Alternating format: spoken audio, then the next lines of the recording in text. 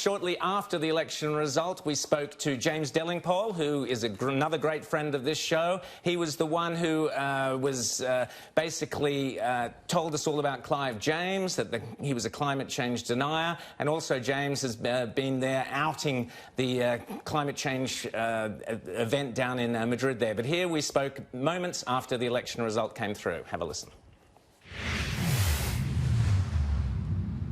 And joining us now on Outsiders, a great friend of Outsiders, James Delingpole, who writes brilliantly for Breitbart and The Spectator and elsewhere on everything to do with Britain, climate change, you name it. He's the bloke who discovered Climate Gate.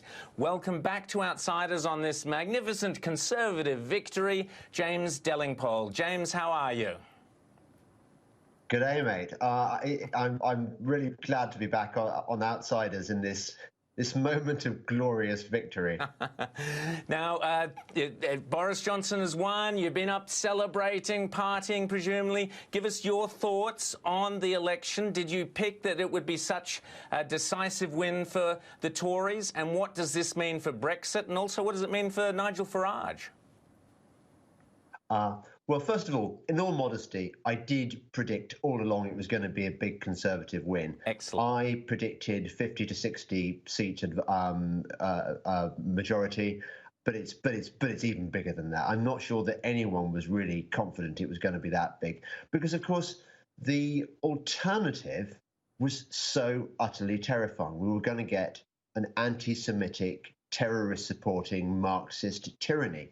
That was what Jeremy Corbyn, the opposition, was offering us, and we dodged that bullet. I mean, this is the biggest Conservative victory, I think, in living memory. So, James, a lot of people are saying, oh, this was a vote against Corbyn. They didn't really want to opt for the Conservatives. But this is as big a victory as Margaret Thatcher's. Are there similarities between Boris and Margaret Thatcher?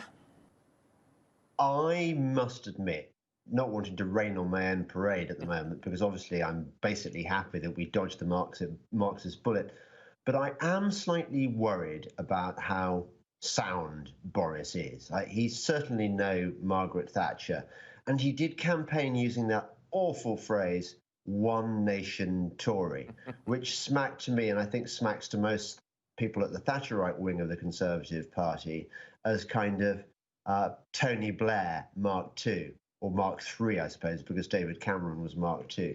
There's something very dodgy when you talk about trying to please everybody and unite the country, because what principles do you end up sacrificing to achieve that end? I think it's a bit like one of those share offers where the share price turns out to be much higher than the one that the people organising the share offer had promised, and you start asking questions like, did Boris promise to give away too much in order to win himself this victory? Well, two of the things that he's campaigned heavily on are both the NHS, which is the equivalent of Medicare here, and also, obviously, climate change. Now, I've been worried all along, as I know you will have been, by this kind of sudden... you worked with him at The Spectator. You know him very well. He was a climate skeptic back in those days, as are you and I. But he's embraced wholeheartedly, along with his new girlfriend, he seems to have embraced wholeheartedly climate lovey-dom. Are we going to see a lot more of that, Boris? Well, that was one of my big worries when he was campaigning, that he's promised something called net zero by 2050, which means decarbonising the British economy entirely. Well, you in Australia know only too well what happens when you start bringing in dodgy renewable energy policies and such like. You end up with blackouts and brownouts, and you get unaffordable electricity prices. So yeah, this is clearly not something that the Conservative administration should be indulging, and yet they are. Again, you mentioned the National Health Service, which is laughably known as the envy of the world, envy of the third world maybe, because they bring all their health tourists here. But I don't think that pouring money at this kind of semi-Stalinist healthcare model introduced just after World War II is necessarily where a go-ahead Tory administration should be taking the country. Now, Nigel Farage, what do you see happening there? I was astonished when he decided not to run, but as he predicted, and as we predicted on this show, he helped the Tory cause rather than hindered it. What do you think is going to happen there? I think one of the saddest things about this election is that Nigel Farage, I mean, he has his flaws, but he was definitely one of the people who made Brexit possible.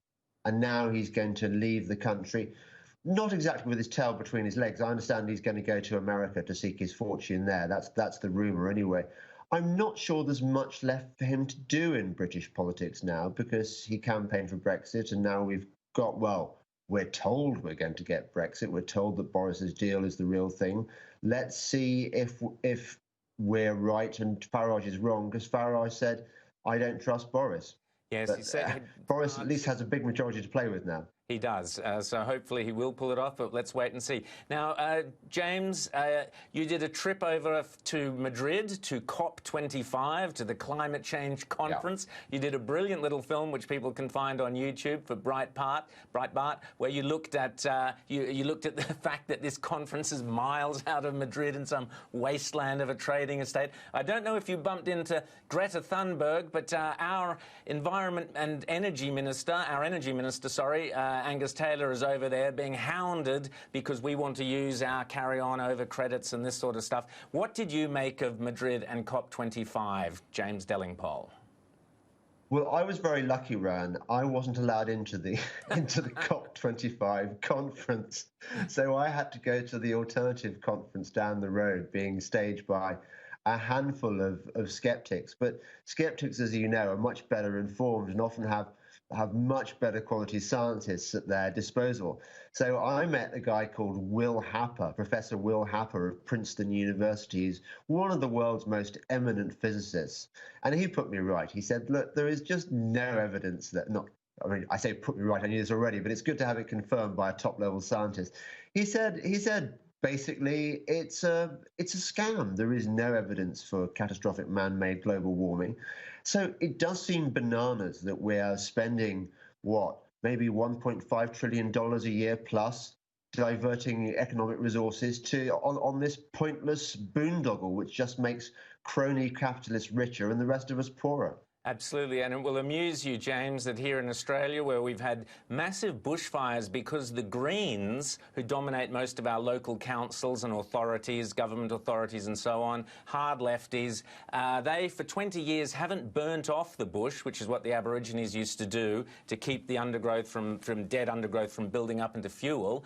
There we've had these massive fires, which is the fault of the Greens, and including a so-called Liberal state minister here in New South Wales, they turn around and they say, oh, it's all the fault of the gods of climate change, rather than taking responsibility for the disaster they have inflicted upon the farming community and the bush.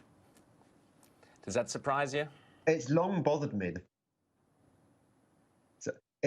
It's long bothered me that you've denied your landowners their property rights to clear the undergrowth, which might stop them being burned alive in fires. I mean, it's just typical of the kind of extremes that green lunacy leads to. James Delingpole, thanks so much for staying up and talking to us after a terrific election. You're right to warn us that it may not be plain sailing ahead. We may not get everything we want from Boris Johnson, but at least we don't have Jeremy Corbyn. James Delingpole, everybody can listen to you on the Delling Pod, and which is a must-listen podcast. And tell us your website. Very good.